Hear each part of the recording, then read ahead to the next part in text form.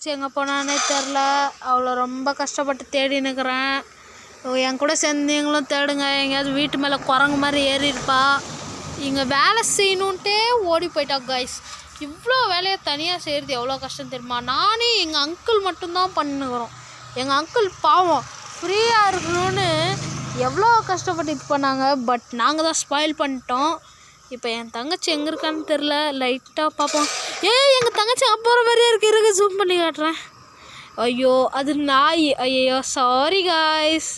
என் தங்கச்சி எங்கே போனானே தெரியலையே.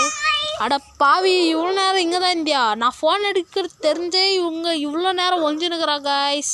எங்கள் அர்ஷிகா எங்கே போயிட்டான்னு நினைக்கிறீங்களா காய்ஸ்? அவள் என் சித்தி கடைக்கு போயிருக்கா. நெக்ஸ்ட் வீடியோவில் அவளையும் காட்டுறேன். Bye guys. Like share and comment பண்ணுங்கள். உங்களுக்காக இந்த வீடியோவை கிட்டு அண்ட் முடிச்சியாச்சு. பாய்.